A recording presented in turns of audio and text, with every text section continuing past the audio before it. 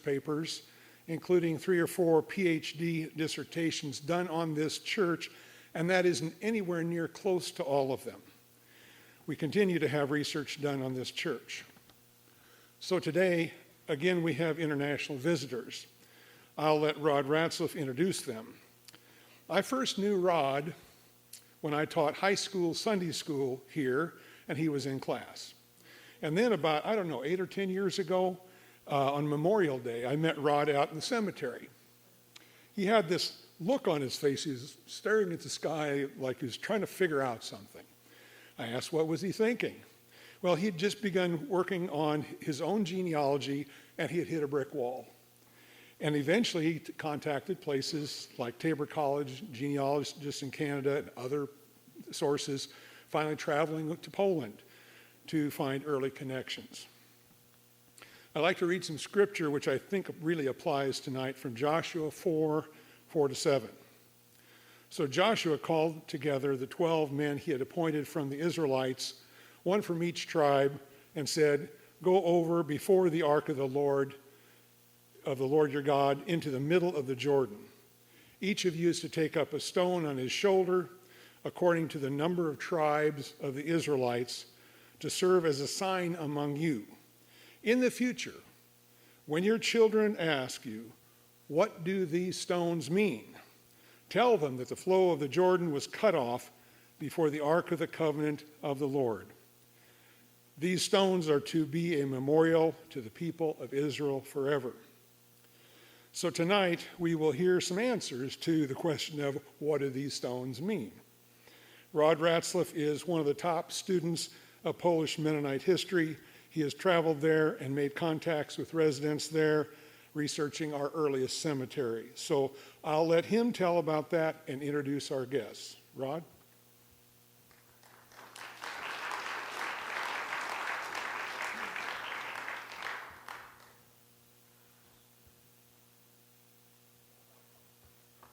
Okay, well, thank you, Brian, for that very generous introduction, and thank you to everyone for coming out this evening. We've had the wonderful opportunity this week to host visitors from Poland, and some of you here this evening have helped show our visitors Mennonite culture in Kansas. This has been a fantastic opportunity to share and to get to know folks coming from areas where our ancestors lived in Poland. The northern Vistula River Valley area in Poland is where our Mennonite ancestors lived before coming to the colonies located in the Russian Empire. Our ancestors left their mark on the Polish countryside in the form of dikes and canals, as well as cemeteries and houses. Today in Poland, there are many people who look back at the ways in which the Mennonites contributed to Polish culture, and they are working to preserve that history. Our guests tonight, Michal, Lukasz, and Piotr, come to us as representatives of the Lower Vistula River Landscape Parks Complex. This organization is notable to Kansas Mennonites for several reasons. I'll point out right now that the logo of this organization that you can see there in the center of the map, the logo of the Lower Vistula River Landscape Parks Complex depicts an image of the Mennonite house at Przechowko, Poland, which is located just a very short distance from Przechowko. This is a Mennonite Hollander house built in the late 18th century and is very similar to the houses our ancestors built when they lived in Polish Prussia two centuries ago. So the logo for this complex is a piece of Mennonite culture. The Lower Vistula River Landscape Parks Complex has been deeply involved for the past 2 years now with the restoration of the Przechowko Cemetery. This organization is headquartered only a couple of miles from Przechowko Village, so these folks are well familiar with the cemetery where a great number of our ancestors are buried. And during this 150th anniversary year, we certainly want to stress the importance of the Przechowko congregation. Mennonite immigrants, a great many of the 1874 Mennonite immigrants came from came to central USA, that is Dakota, Nebraska, Minnesota, and Kansas, and a great many of those had ancestors originating at Przechowko. Of course, before there was Alexanderville or Hoffnungsau in Kansas, before there was Alexanderville in the Mleczna colony, there was Przechowko. And likewise, before there was Lone Tree, there was Antonovka or Karlswalde, there was Przechowko. Przechowko was the precursor to these communities. Even in very recent times, we can still trace a great many Mennonites in this very area to Przechowko. For instance, we can look at Alexanderville membership and very reasonably conclude that more than 80% of the folks in the congregation in the 1980s could trace their ancestry back to Przechowko. Similarly, we could look at Lone Tree and find that almost 95% of the membership there, as recently as 2020, could trace their ancestry back to Przechowko.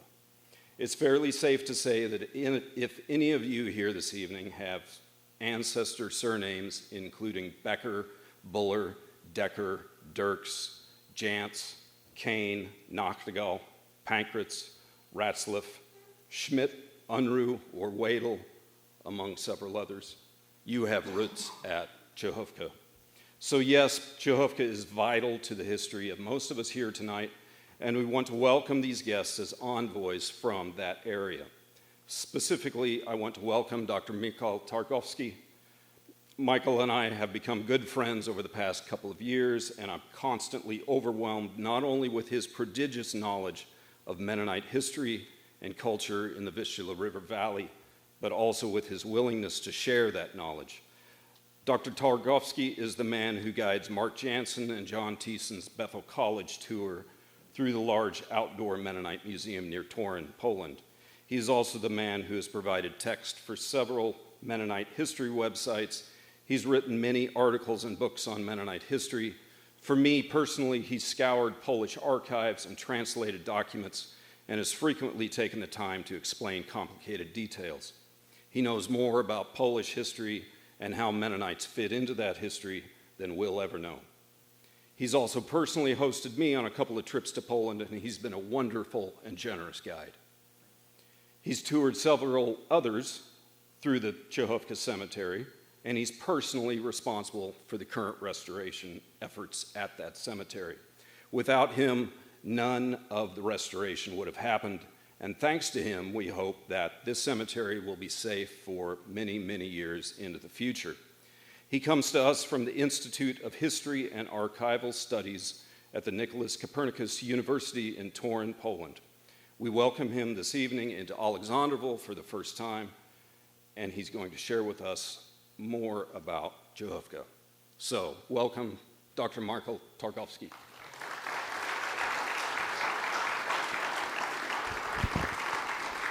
It's so hard to have a word after such a nice introduction. Thank you very much for these generous words. I am really honored together with my friends to be here, to be in Kansas. We are all for the first time here, and we are really impressed by your hospitality, by the houses that are open for us, museums, churches.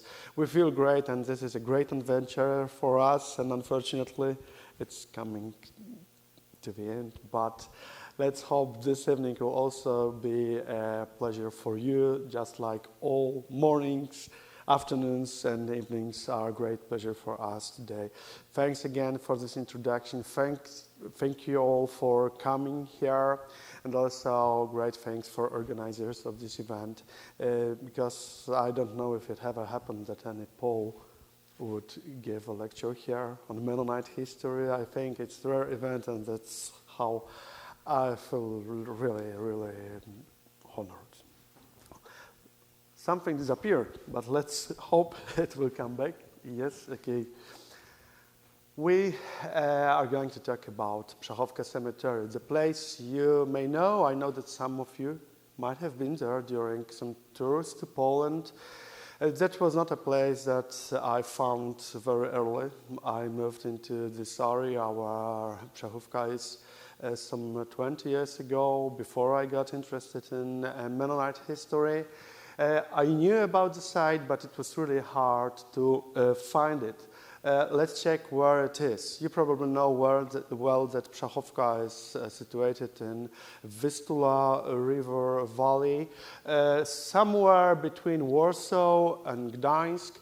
We call it the lower part of Vistula River. It was quite a dangerous place for living because of floods of the Vistula River.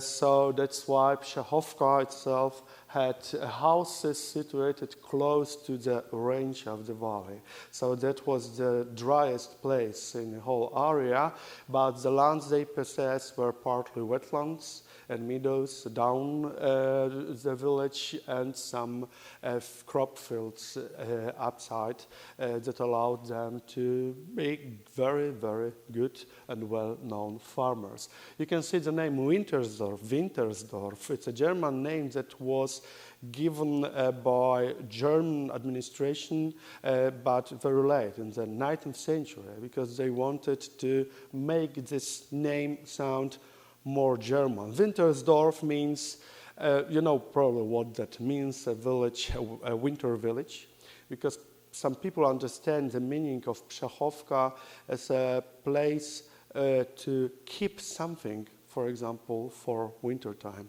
And that's what the word means in Polish. So Wintersdorf is a place, a village that can keep supplies, for example, or maybe boats from the Vistula River. That was another theory in this area. We've got the German term Schule. It's a place in the map where we can see a site of a school, and right near there is a place that is marked as cemetery. These guys who lived there would call it Kirchhof or Friedhof, because they used German, Low German in speaking, High German in writing. Mennonite presence in this area dates back to early 1600s. We are sure that Mennonites lived there in the first years of the 17th century. They did not leave too many traces from that time, but the church book of Przechowko church, these church records, they let us know that Mennonites had been there before the book was started, because before the first burial was recorded. So that was also typical to this area, that Mennonites settled down in these villages at that time. That was a year of expansion. Let's say, I suppose it was 1603 or 1605 or 4 when a group of Mennonites settled down here. For sure, they were not migrants directly from the Netherlands, but they rather came from the Werder area, so from northern Poland, where Dutch Mennonites had settled some 50 years before. So we could say it was like a sister colony, because it was a younger village than those which were established in mid-16th century in Werder area. The cemetery was one of most important sites in this village.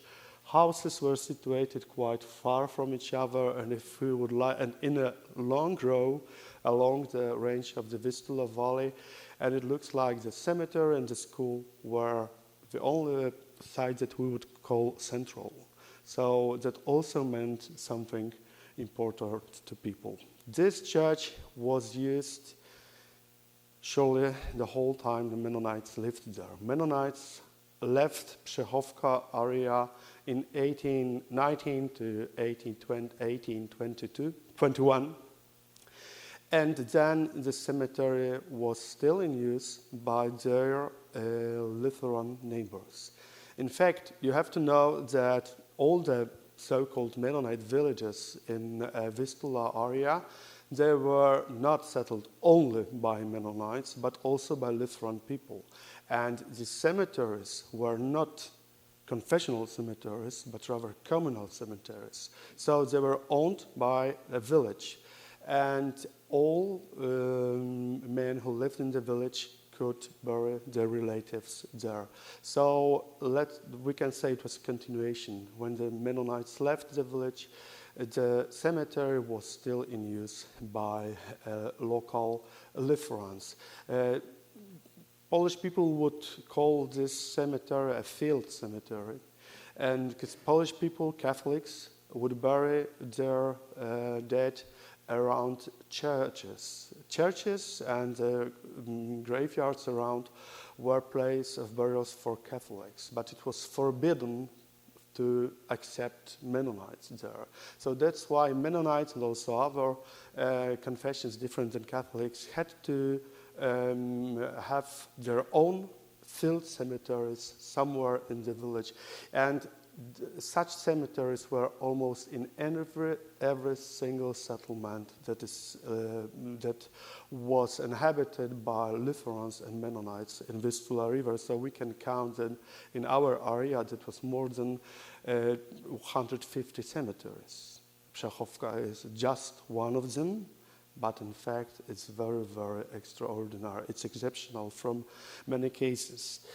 The moment when this cemetery was no longer used for burials is 1945. It's the end of the Second World War, the moment where all German-speaking people are forced to leave Poland. First, because Soviets are coming with front fights, but also with persecutions of German people. And those who would stay, they will be thrown out by Polish authorities during the next few years. And the village became Polish village. Polish people moved into former Mennonite or Lutheran houses. This is an aerial view from 1967, I think. And it shows us these old Dutch-type houses still standing. But it was not too long when the village disappeared because a very, very big factory was built. It's one of the biggest factories in Poland, the biggest in our region, in our province. And that meant that all people were settled out of the village. There is only one farm today.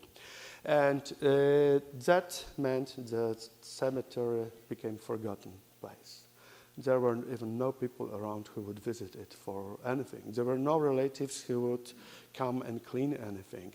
There were only rains, heavy frosts, and sun, and wind, and plants that destroyed everything. Sure, there were people who would come there to take especially iron things, metal things, because that was something they could cut, reuse, or sell. But we suppose and are sure that most destructions that happened were caused just by plants and just atmospheric conditions. These are pictures from 1987 that show the forgotten cemetery, sure we can call that name. And you can see two tombstones that were found by historians of art who came there to try to write down what's left from the cemetery. And they found out that there are only 12 gravestones preserved, and they wrote down in the report that there is nothing interesting, only 12 destroyed gravestones and bushes, trees, nothing ever left from the cemetery. However, in next times, something changed. In 1989, Poland became independent again, and there appeared the door was open to welcome visitors from abroad, from Western countries, including descendants of Mennonites who lived in Germany and United States and Canada. You surely know these people who in 1990s began to go to Europe on Mennonite heritage tours together with Professor Peter Klassener, for example. And they visited places like this, especially sites in Żuławy and Werder region, but also tried to visit the cemetery in Przechowko. And we know that they were not able to find the cemetery. There was no one to ask for about where it is. And after many trials, the tour decided not to include the cemetery in their schedule because it was unable to find it. However, at this time, in Poland, there grows an interest in Mennonite history. It's a history of the place where Poles have been living since 1945. That's a history of people who lived in the house that you live in now. So that made people interested in also these cemeteries. So I would say these two sites met once, and it was in the 1990s and beginning of the 21st century that local people got interested in Mennonite history. An example of this interest is Landscape Park and its logo. They focused on that history and were active in bringing back some Mennonite traditions or traditions they thought to be Mennonite. But let's say they might have been more Lutheran, German than Mennonite, but the presence of Mennonites was something that people began to remember again. And it seemed good.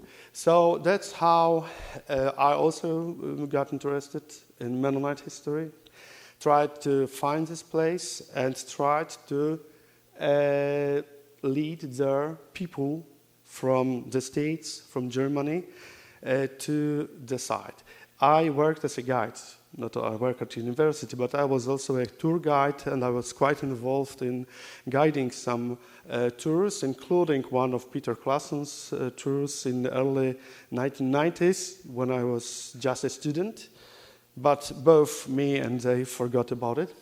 But in 2015, 2017, I had a chance to meet first Václav in my life, who was Richard Václav from Toronto.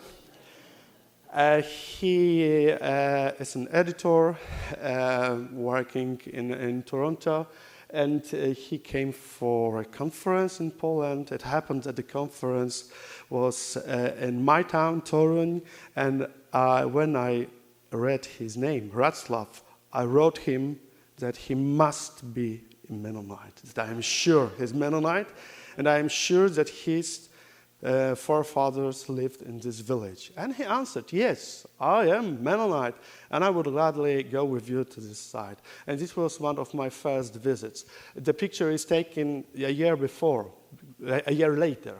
We arrived there, I think, in 2016, and we found only the forest. Bush was so deep that we were not able to come into to find gravestones. So again, it appeared that there are only 10, 12 tombstones and nothing more. With time, local communal authorities cut off part of the bush, cut off grass, and suddenly we could see more graves. This is the year when the grass was cut. It's hard to believe, but that's the year when grass was cut. In spring, this picture was taken in summer. With time, there were more and more visitors. We knew how to get to the cemetery. We could invite people there, and the interest in this place grew, both among Polish people and also visitors who came here. One of them was Rodney Václav, who became quite involved in bringing back history of Przechowko.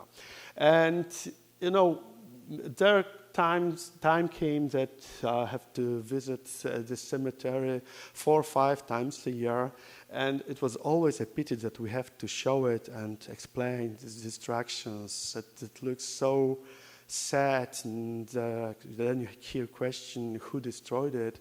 Was it always that way? And there was a need to restore it. Then it was also emphasized by many other Mennonite people who came here. Here we've got a big meeting of Dutch and German Mennonites in Chrystkowo, so in this Vistula landscape parks. Many of them also there were many Wibets among them, or Unruchs, and they also had their forefathers buried in Przechowko. And I would say that was enough. You have to do something. And suddenly an idea came both from Rodney to do something. Let's do something about the cemetery. But also a group of my friends from the Netherlands, quite old people who are now in their 90s. And they belong to a group of Dutch Mennonites who used to go to Poland for holidays in early 1990s, and they would restore Mennonite cemeteries in Werder area. The famous one in Heuboden was restored by these people who would spend their free time and work with their own hands and would collect these fallen gravestones, put them up. They developed know-how to do this. They also earned money for that, and their work lasted for about 10, 15 years. They stopped, but their organization, Dorpsgezinde Stichting Nederland Poland, so Mennonite Society Poland, the Netherlands, was still active in building bridges between Polish people and Mennonites. And suddenly they decided to quit. They said, we want to quit after COVID. And they asked me if I have an idea what to do with the money they have, because they want to sponsor the Mennonite project in Poland. And I thought that's the thing they can support. That is similar to things they would do. And that is very important for Mennonite history. And they accepted the idea of spending all the money they preserved on that project. So that was really important. There were also some other guys who joined also in financial from financial side of the project. So this is Wrocław family, and also Mennonitischer Arbeitskreis Poland. This is a special organization of Mennonites related to Polish areas. And also Gmina Świecie, which is the town of Świecie, the nearest town that is responsible for that area. And I decided to ask for help leaders of a non-governmental organization that is called Zapomniane Cmentarze Pomorza i Kujaw. It's Forgotten Cemeteries of Pomorze and Kujawy, the area where Przechowko is today situated. And Lapidaria is a shortened name, and they are responsible for research on forgotten, it means former Lutheran and Mennonite cemeteries in our region. And they also have big experience in the restoration of number of cemeteries. And it began to work well. So we even signed an agreement with local authorities as Lapidaria, and we began our job in 2022. You can see the first phase. This is where the cemetery is situated today. It's a forest, but if you remember this first aerial view, there we could see there was no forest at all, just fields and few trees on cemetery. When the grass was cut, you could see for sure more than 12 gravestones. Still, we were not sure how many traces of burials we can find them. So the first idea was to investigate, to try to map the cemetery, try to number the graves and record everything on photographs, but also prepare some documentation. That was the plan for the year 2023. So each burial place was photographed. We made some notes, and you can see from these pictures how poor was condition of these gravestones or burial sites, and these were the things we were also able to do. It was collecting some destroyed pieces of marble tablets that had inscriptions, Most of them, or all of them, were not from the times where Mennonites lived in this area, because marble tablets became popular in late 19th century when Mennonites were no longer there. And believe me that from this leftovers, is just few pieces with letters, we were able to identify the person who was buried there. Because if you have some church records and with dates, with names, you can fit it to the gravestone. So that was one of ideas, to identify the burial sites with people. And the other thing is very, very Mennonite. It is one of oldest field stones that were used as grave makers, with inscription that was cut in stone. And we will have a chance to see it whole, but you can see it's in 3 or 4 parts. It's in the beginning of the, I don't want to mix the dates, so it is we will have it as a whole, and we will show the whole inscription to you. But these parts were found in different areas of the cemetery, so we feel really lucky that we were able to find them, collect them, and read the inscription. The number of graves grew bigger and bigger with every day we spent on the cemetery. I say we, but I am only I would say an idea man, yeah? But there is a group of 3, I would rather now say 4 volunteers from Foundation Lapidaria who work on that with their own hands, and you will soon see them in the pictures. And they found out many, many more burial sites and graves than we could expect. More than 120 graves instead of 12. All that are marked in red, they are stones or gravestones or just field stones, which were found only during this photographing and indexing what's there. Most of black gravestones appeared when the bush and grass were cut. But thanks to their work, we could find out that all graves were situated in the same direction, towards east, what is regular among Mennonites, I suppose. And that we could also find, I think you can notice eastern side, because the north is shown here. So the the left is west, the right is east. And we found out that there is, as the southern part of the cemetery is most Mennonite, is the earliest. It's from the time when Mennonites were dominant in this village. So these were burials from pre-19th century, while the northern part of the cemetery was rather used only by Lutheran people after Mennonites had left.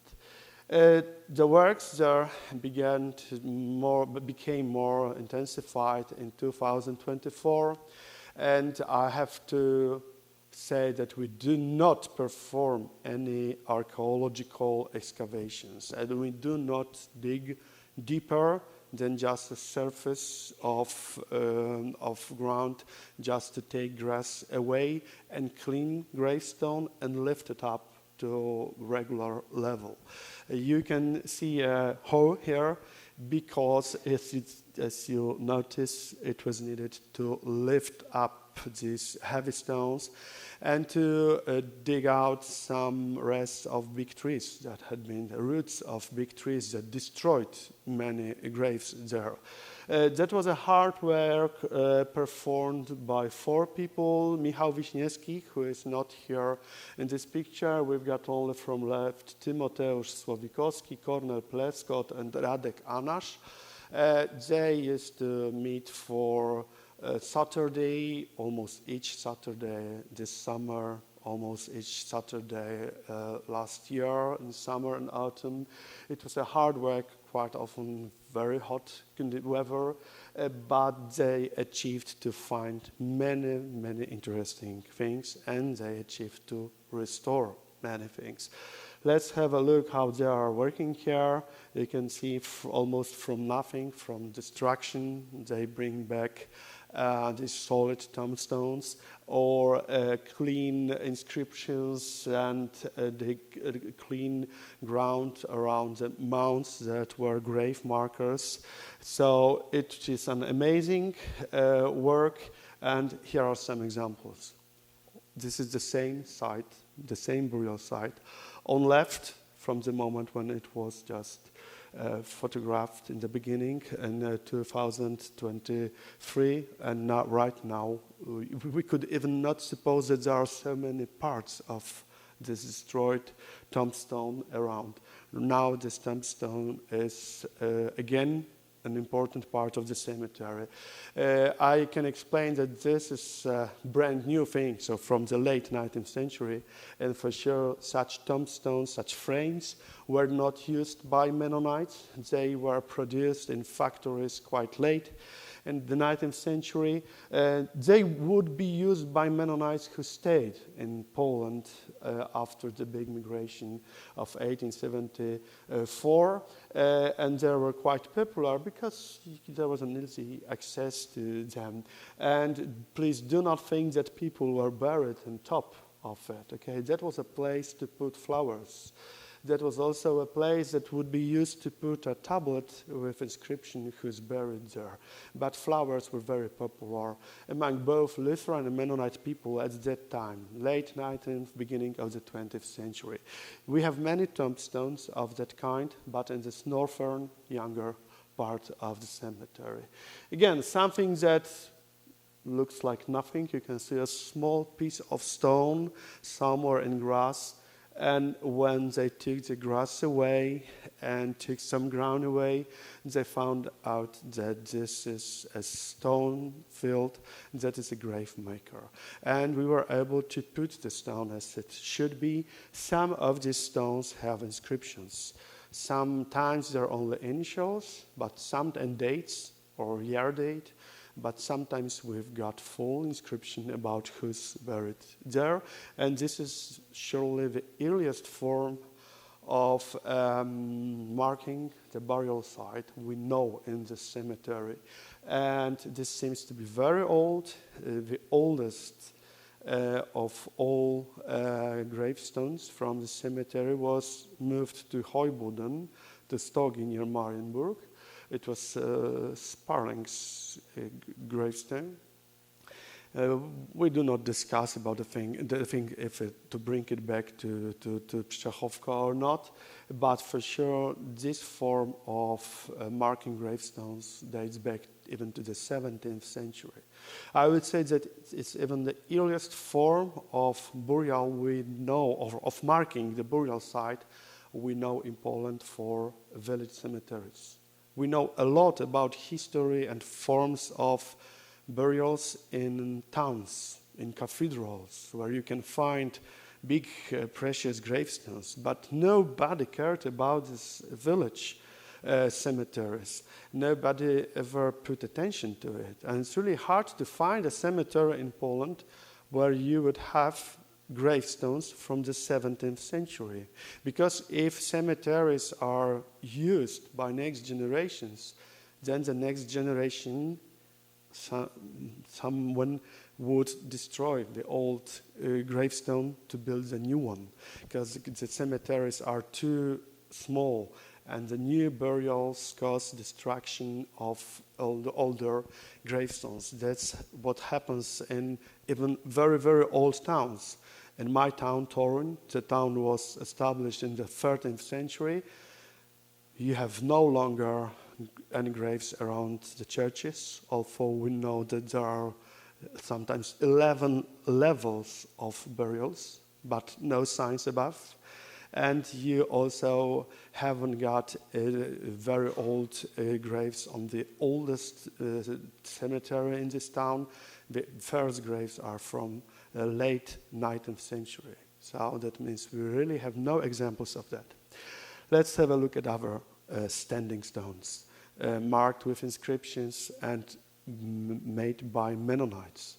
They mark Mennonite graves from the 18th and beginning of the 19th centuries. So we've got many examples, some with red inscriptions. So, for example, this gravestone that was partly hidden in grass is now put to the right position, and we can read that this is a grave of Liske Funk Richard, who died in 1769. It's really, really deep into past. And this is not the only example of the stone that has a story written on it. There is also another stone of Anke Sparling Unruh. So I know that these names are, you can meet here in your community probably. And this is also from the 18th century. It's really, really rare to have such treasures in village cemeteries in Poland. So that's why this Przechowko cemetery is really exceptional, and its importance, its value, it's really big, not only for Mennonites, I think, but also for historians of arts, for anthropologists, because it tells us a lot about how people treated their dead, how they would mark the graves. These are new things for historians, anthropologists, also in Poland. And again, the first fieldstone I showed before, Anke Racław Pankratz, the same style, but a little bit later in 1815, so just a few years before her family migrated eastwards. We've got also different kinds of burials or of burial sites. Some of them were marked again with standing stone, but also there was a kind of mound made with smaller fieldstones. This is not the only one. We do not know if these were graves of poorer people, if preparing a big fieldstone was something that would cost a lot. These are questions we are not able to answer yet. But it looks that there were different ways of burials, of burying people and marking their graves, even in the 18th century. There is another mound with fieldstone. So thanks to these guys who worked there, we can discover them. There were absolutely you could not notice them anywhere, anyhow. So that's also the great result of their work. Here we can see that the big problem for the cemetery is grass that comes back after every rain. But even though in this picture you can see so many stones, these grave markers, that are now in proper position. And this is the oldest part of the cemetery with Mennonite gravestones. So that is something incredible that we can have it in its right place. And also none of these stones was moved anywhere. It's directly where it was found. So although some were found under the 19th century tombstones, because they were, when Mennonites left, their Lutheran neighbors would use sometimes these stone fields to support their new tombstones. So there is a question where some 2-3 fieldstones were originally in the cemetery, but still we are really proud to have so many restored and put in the right place. I think it looks better here because after dry season, when without any rain, the grass would not grow so fast. So that is the oldest part of the cemetery that looks great. It is a great pleasure to see it changing. It's not the end of our work. because we will surely finish next year. There is still a part of the cemetery that has to be repaired, restored the same way. So we can expect few next discoveries, and we would like to interpret this. So right now we've got many chances to invite people, including American Mennonites who travel to Poland. This is a picture from a visit of Professor Mark Jensen's tour. I do not know if it was last year, not this year, but previous. And you can see that there was big interest of local media, local authorities. They come here, and what we can see from what we can hear from these speeches that are given there by local politicians is that now their eyes are open to this Mennonite culture and Mennonite history that they grew up around, and they had no idea about the cemetery, and that they are proud that they can be a part of this important project, and that restores the cemetery, brings back memory, and is an occasion to meetings. For many people from abroad coming there. These guys from local authorities, they really did not want to believe, or they were not able to believe, that so many people in the world are related to this place. They were shocked with the fact how many people watch us or traces our website and on Facebook. How many people come here in the summer. So they began to repair the road leading that. They said, okay, we have to continue this work. And suddenly this became one of most important local project in this area. And now many people are interested in that. We can count on their support, and we are really glad to bring people there and show them that this looks better and better every week.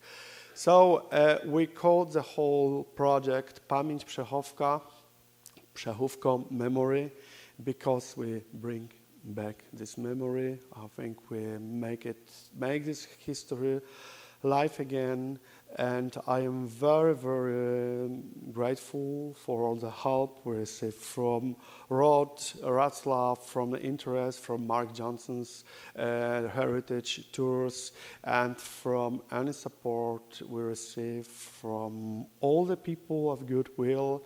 We will surely work on it. Next year we will prepare a good website with content in many languages, because the Dutch Mennonites, they said, we support you, but you have to give Dutch translation of everything.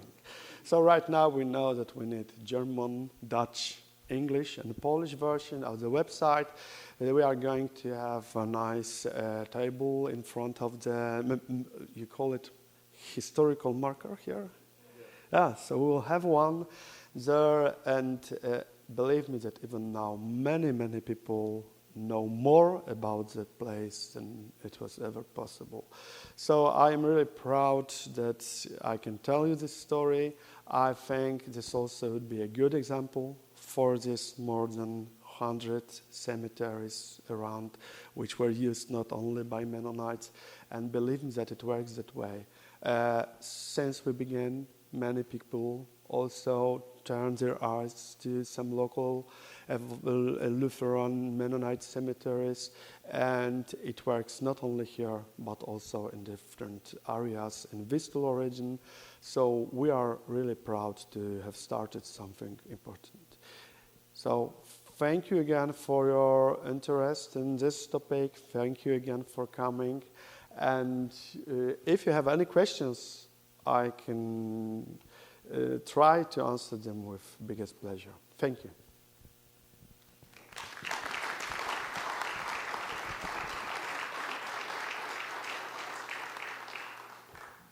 So if you have questions, raise your hand and I'll bring the mic to you.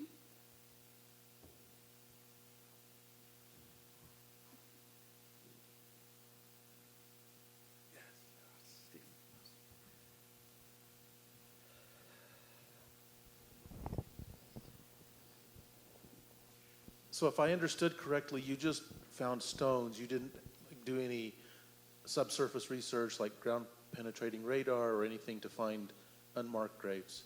So Yes, we wanted to have this georadar, and maybe we will have one, but we thought we need money for this hardware here, not for this georadar. If we have an occasion to have it for free or low cost, because it costs a lot, believe me, it would cost just like a few months of work there, and we have to pay for stones. We have to, our community have to pay for stone, new field stone, for sand that is needed to fill the tombstones, for example. So there is a lot to do, and georadar would just give us more knowledge about what's down and how many layers of burials are there. And in fact, it is rather possible to do now. Before, because of many trees and bushes, it was absolutely impossible. So who knows? We will try to do this. There was a plan to do this, but we would need bigger money to go into it. Then you can do it also later when the cemetery is restored. And so I think that would be a good idea to do it one time. For sure, we are not ready, and we do not want to have archaeological excavations, especially that in Poland, if archaeologists dig out something, they take it to their museum or to the university laboratory and so on, and they do not come back with that. So it's not a nice thing to have these fellows gone from Przechowko. So that's why we would not agree for any archaeological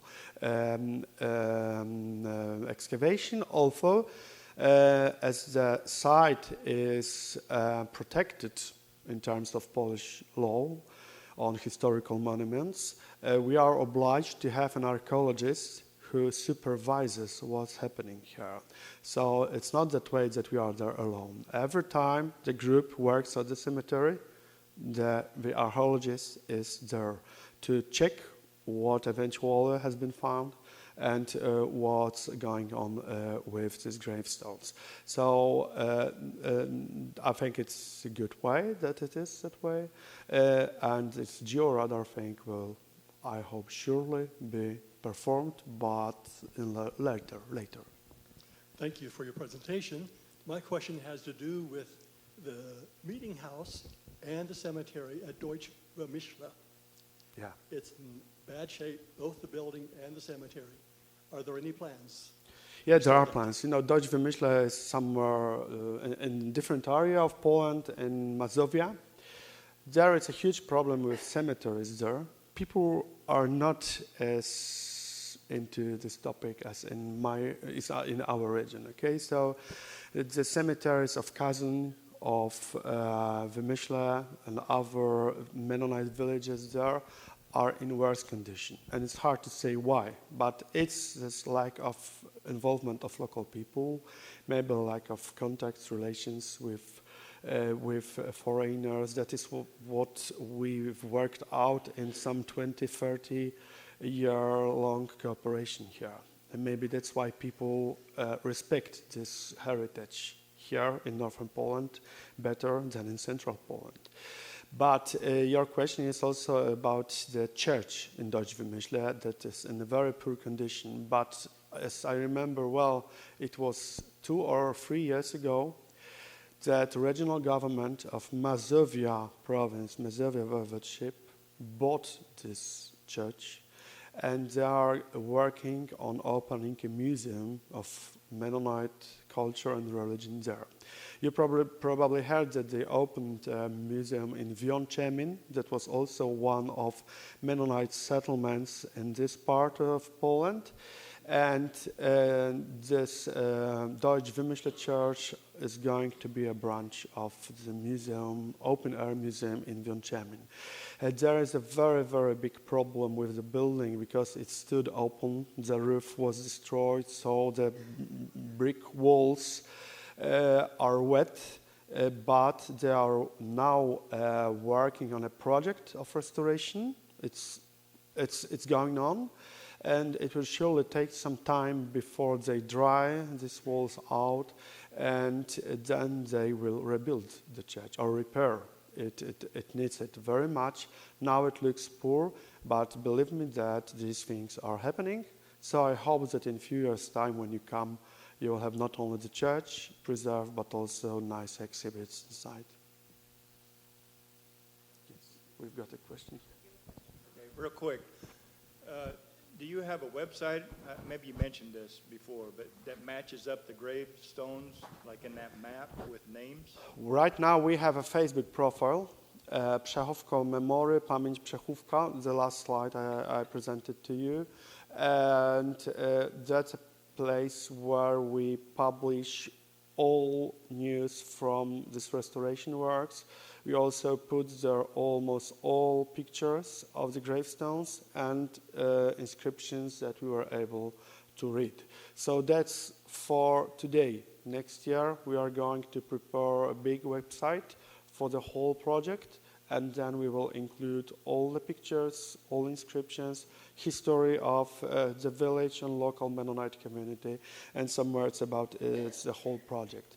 So if you do not wish to wait, then you please try this Facebook site, Pamięć Przechowka, and try to see the posts there and pictures. There are plenty of them, so I think they might be useful.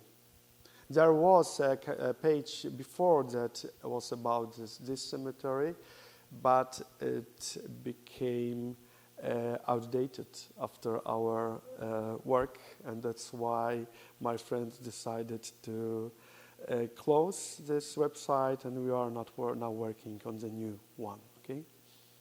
There was a question from you. Okay. Just wait, I'm coming.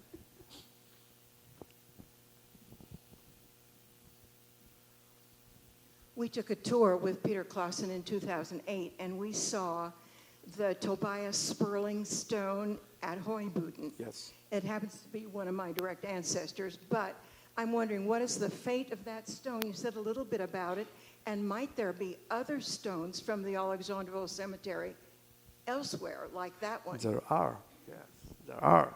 One of arguments for starting our work on the cemetery was that we found out that one of the gravestones is missing.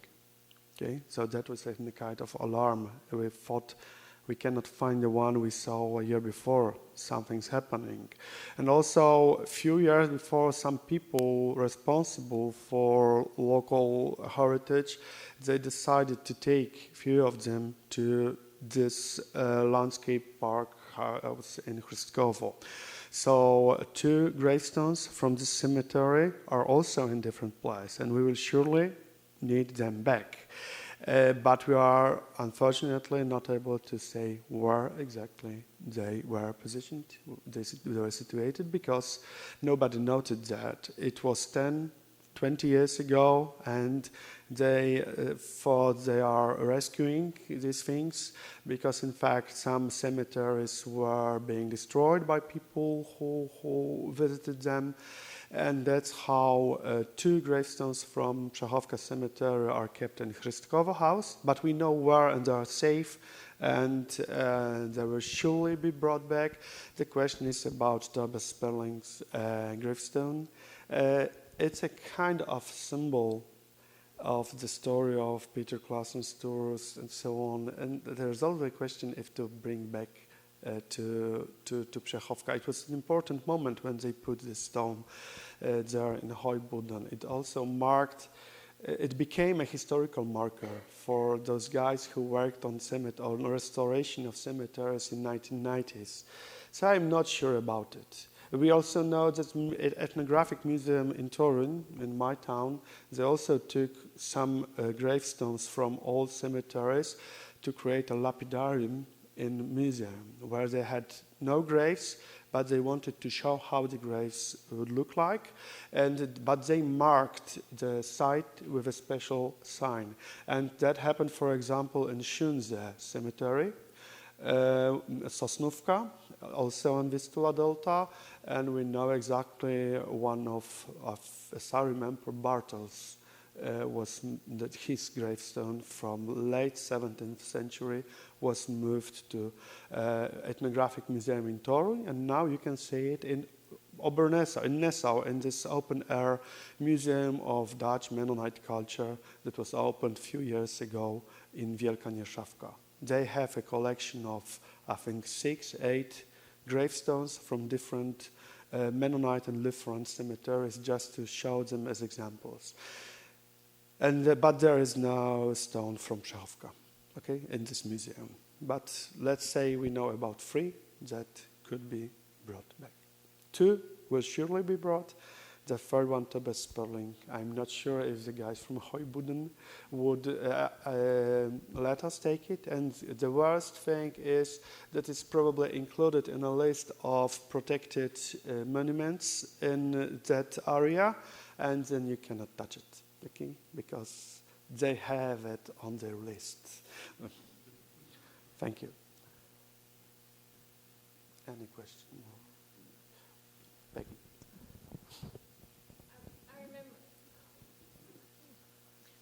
in 2008 when we were there, I remember very much how proud they were that they had rescued different gravestones from other places, and they were collecting them and bringing them to another place. Took them totally out of context, but they thought this was Good. the They- right they thing. thought they It was rescued. good. Mhm. Yeah, and so all kinds of from different villages and churches, and they were all moved into this one place. Yes, it was in the Werder area, I Yes, think in Tsiganek. yes. They have a so-called cemetery of 9 villages where they collected grave markers, gravestone from 9 villages. Also because it seems that they would not be able to rescue these cemeteries and they can all be gone soon. So there was a way of rescuing them. And now you've got something like an open-air museum of cemeteries, but it's not a real cemetery. That happens. But here in Przechowko, we are going to have the real cemetery with these gravestones, almost of all of them preserved in situ on Yeah. site. And I have another question too. What about the Deutsch Kasen Church and Cemetery? Not Deutsch, Vermischle. Deutsch Not Vermischle, Deutsch, Vermischle. okay, Deutsch Kasen. Kasen. I do not know what, because it's a private property. It's Oh, a it's private private property. It's not that easy, okay? And people are still living there.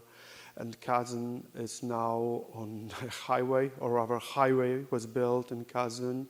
And this is a very big problem for these old wooden houses that you found, let's say 20 years ago there. There are only a few now. Almost all are gone, destroyed. You know, nobody wants to live in that old wooden house. Yeah.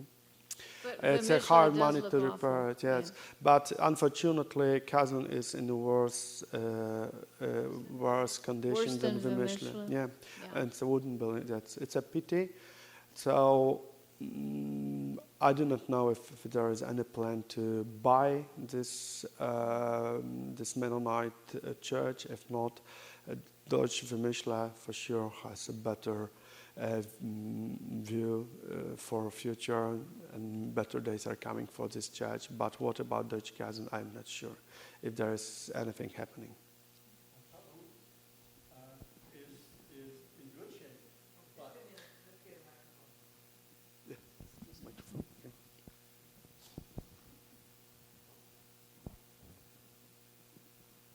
Kazun is in good shape.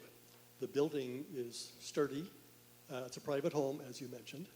And we were told it won't last much longer because there are roads coming in around it, and it doesn't look good for the future. Okay. No, so we can hear that it looks good. So great. So I had no information about it. I can only say that we've worked on a nice scholarly article about a change that resulted from Mennonite settlement in this area, and we traced the change in pollens that were collected in layers of ground in the lake, and right now we know that Mennonite had a big impact on economic growth of this area and a change in agriculture and so on. So I'm glad to hear that everything's okay with the church. Okay. Okay, is that, well, I don't know who's closing this, but I'll just say thank you to Michal. Thank you very much bringing for this and- listening, for bringing Yes. me here, because Yes. it's not that easy to come to Kansas. It's just as hard as come from Kansas to Poland. So I invite you all to come. It's a really nice place to visit. We've got plenty of things related not only to Mennonite history. I think the cuisine is very good. And you can have a good time there, and I really invite you to visit us once or twice or anywhere. And I would also love to come back here to Kansas. It's great here.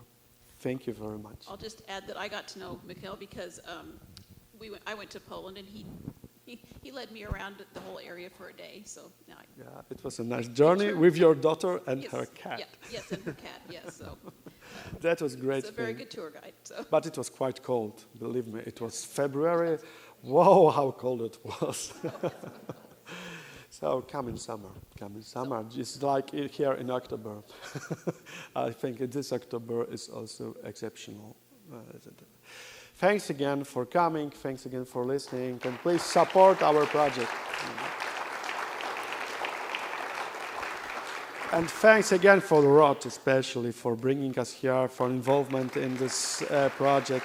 It would not happen without him as well. Thank you.